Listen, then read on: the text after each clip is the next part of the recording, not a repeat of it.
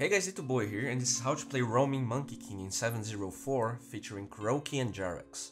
I don't even know where to start with this video, there's so much to talk about. Monkey King is available on Captain's mode as of now, and a lot of pro teams are banning him, partly due to lack of experience playing with him and against him, but also because there's a bunch of stuff that Monkey King can do, stuff that's unique only to him. For instance, take Jerax in this clip. Not only he can become a not so beautiful tree and roam around the map in his new form, he has his icon hidden for the enemy heroes, like PA.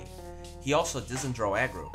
It might feel like a harmless and even useless power that was developed by Osfrog to sell more arcanas, but there's a lot of different uses for it, and I'm going to try my best to show them to you. For instance, you can grief and complain about your teammates while they feed and you roam the map beautifully. Monkey King is a great roamer. He has more move speed than every other quote-unquote standard roamer with the exception of Bounty Hunter, while at the same time having more attack range. So he can proc Orb of Venom very reliably. That's not even counting the AoE slow at level 1, the scouting capabilities, and being undetected while walking as a tree. One thing to note is that you have only 200 move speed if you're a tree, but you have 350 if you're disguised as a courier. As he disengages, I love how he re-engages on Tusk, and this just shows the possibilities that Monkey King brings to the table. Even though he feeds, you can't deny how cool that is.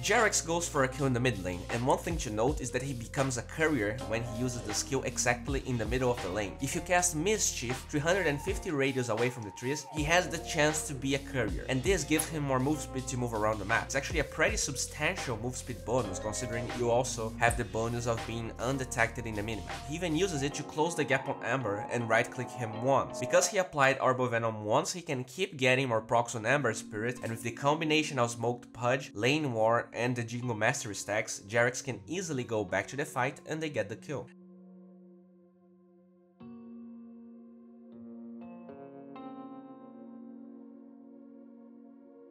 We see the same play again. He closes the gap in courier form, and with a baton, they completely zone Slark out of the lane.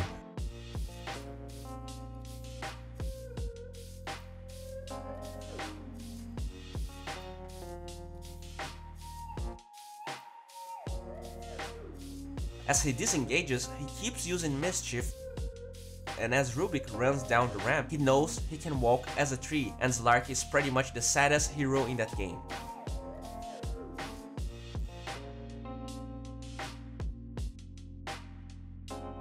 As they heal, pay attention again how he keeps trying to get the courier form to roam easier. The courier form is basically having boots in your hero. He goes mid, goes up the stairs, and apparently Invoker was not paying attention to him, because you need to remember he's not showing in the minimap. Not only he closes the gap on Invoker, he shuts him down completely and explodes Ricky. Seriously, even after the nerfs, I can't say this hero is balanced. Just a little bit after, look how he waits nighttime to go for the same play again.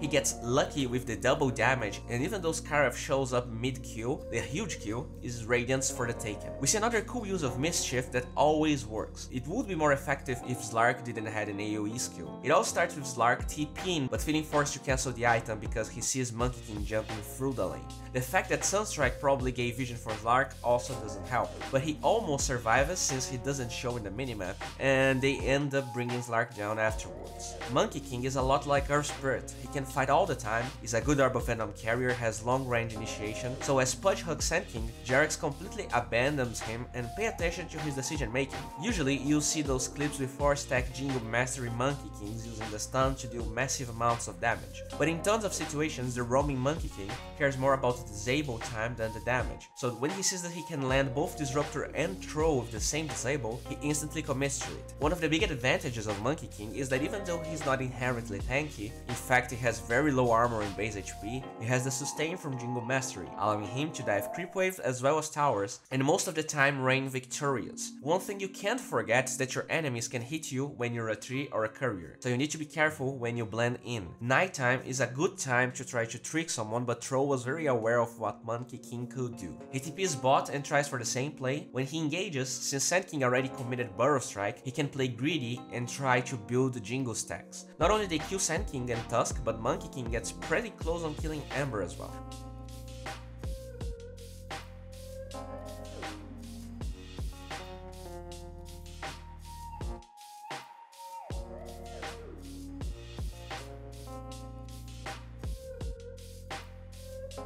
Another hugely underrated aspect of Monkey King is how you can initiate from a very long distance, out of vision, and instantly disengage if you feel like you made a mistake. So even though he kinda jumped close to 3 enemies, no problem.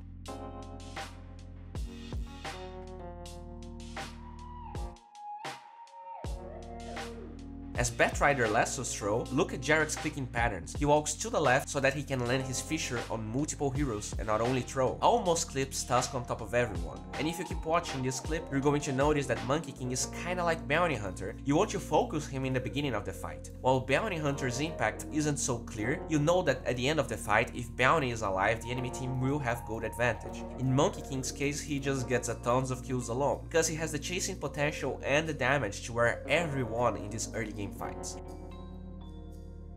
It's very obvious how he can zone heroes out of experience range. In this clip, I really like how Kuroky sends the creep wave back the way God intended to by using Mischief. It's just safer and better for the mid laner.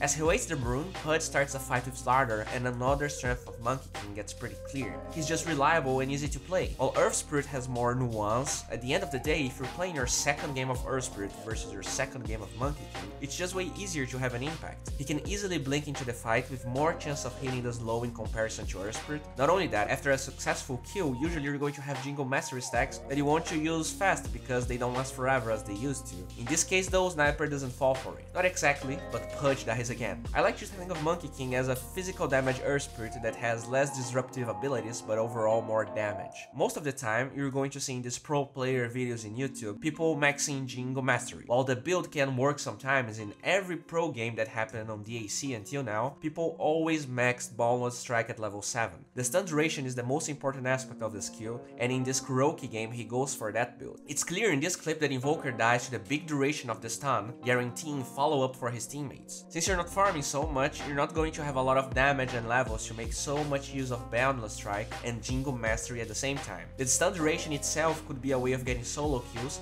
that would be otherwise too hard to get. Pay attention to this skill.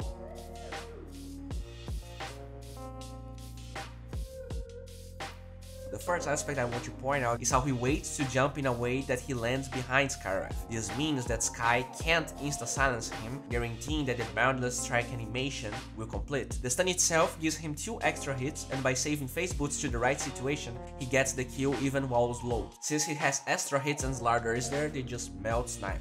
Item build wise, Kuroky is going for a Midas in this game, but the core items on Monkey King are Blightstone, Orb of Venom, Magic Wand, and Face Boots. He has a Windlace here, and while it's good, it's a very greedy build because he doesn't have a slot for wards or detection. In this game though, there is no need for detection yet. The first core item Monkey Kings are going for almost always is Basher. You will see something like a Solar Crest sometimes, but Basher, even though the build up is a little bit weird, is one of the most purchased items, and for a good reason. It's just very strong. I said in the beginning that I was going to talk about Mischief being useful besides the fun aspect of it. Let's take a look in this clip. First of all, we see how STARLADDER and Monkey King is an amazing combination. The physical damage and their high mobility allows for very aggressive plays at this stage of the game.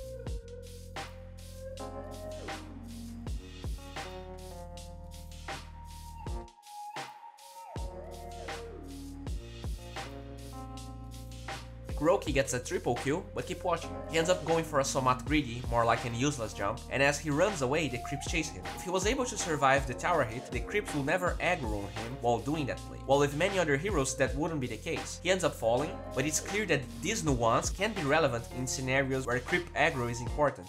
and the enemies are already dead. In the mid-game, when you have max levels of Boundless Strike and Jingle Mastery, there's one quote-unquote combo that can make a lot of difference. Pay attention to this clip. Q-wise, the game is very much even, and as Kuroky goes towards the ramp, he gets initiated by 3 heroes. Even though he takes a lot of damage, since X used Call, he gets 4 Jingle Mastery stacks. When you use Boundless Strike, you lifesteal from every unit you hit. It's not so much since this is a support Monkey King, but it does buy more time.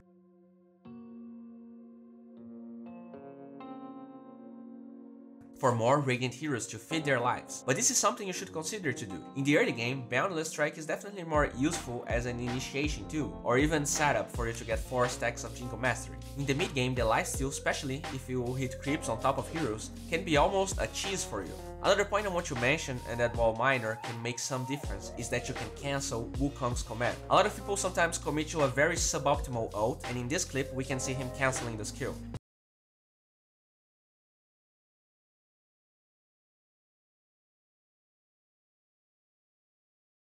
Another important aspect of maxing Boundless Strike first that I could only find footage in this game in the mid game is that you can use the skill as a setup for your ult to deal more damage. They basically kill X because of it.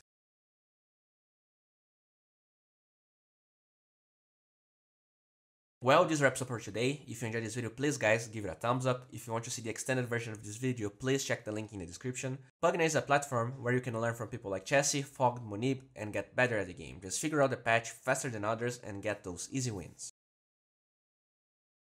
Spirit and Beastmaster decide to go aggressive in his lane, and look what Resolution's first reaction is. He goes for the pets. Not only they offer a lot of chasing potential to the Dire team, but they are easy gold. As he uses his first skill, he keeps focusing the boars only to pop Shukuchi later, killing Beastmaster.